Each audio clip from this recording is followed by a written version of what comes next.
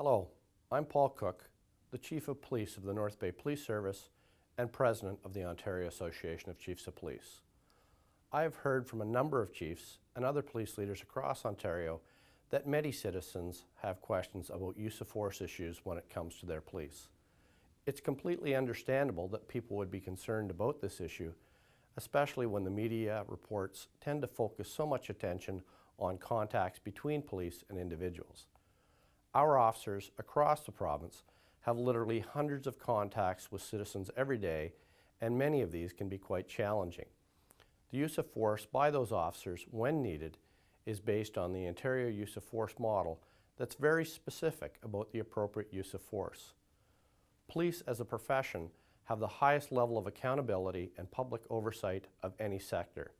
That's something we as police leaders strongly support. I'm confident in both the level of accountability for our officers and their training, which is second to none. Our police officers are highly trained, highly professional, and accountable for their choices that they make when it comes to use of force. Some people would have you believe otherwise. They are wrong. You see, the Ontario Use of Force model is based on the National Use of Force Framework. It is a graphic representation of the various elements involved in the process a police officer uses to assess a situation and act in a reasonable manner to ensure public and officer safety. The model was endorsed by the Ministry of Community Safety and Correctional Services Policing Standards Advisory Committee and the Ministry itself, which sets the standards for Ontario Police Services.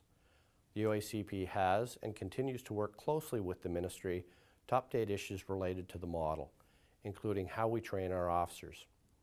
It's also important to understand that the use of force model was developed to assist in training police officers and as a reference guide for understanding and explaining use of force options.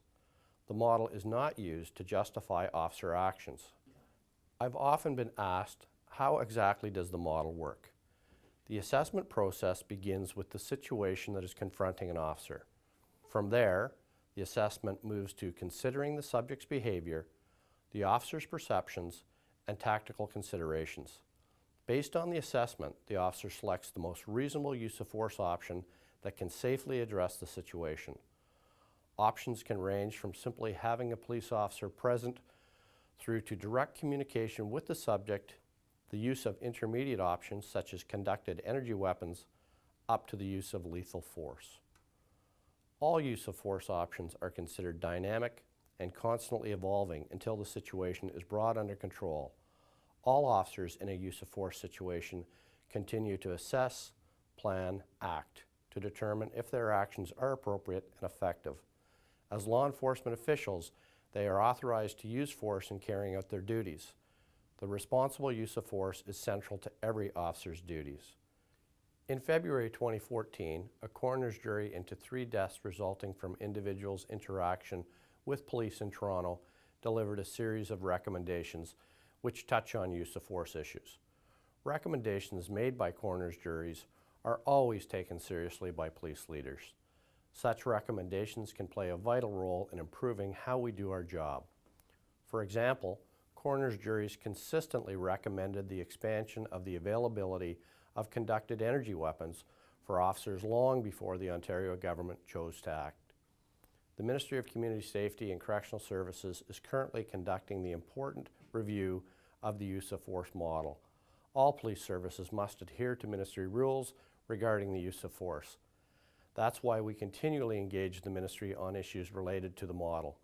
Our goal is to make sure the rules are clear so we can hold our officers accountable. There are also other inquiries currently being conducted that touch on use of force issues. We'll continue to work with the ministry to consider all recommendations. My final point on the use of force relates to mental health issues. I want to be very clear that the OACP has always maintained that police should not be the default responders when someone is dealing with mental health issues.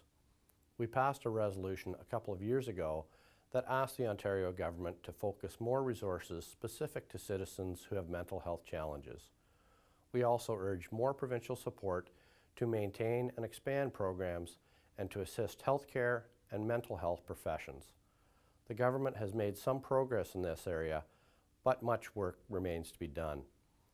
Those that suggest simply focusing on police issues such as training and responses to incidents involving mental health episodes miss the important point that mental health challenges need to be addressed with a focus on healthcare and social support, not police. As a society, all of us must demand our elected leaders provide adequate programs and services for citizens who need help when it comes to mental health. I hope you found this update useful. Please feel free to engage with us through our website at Twitter, Facebook, or Instagram. You can find us on social media through our handle at OACP Official or at Chief PD Cook. Thank you and stay safe.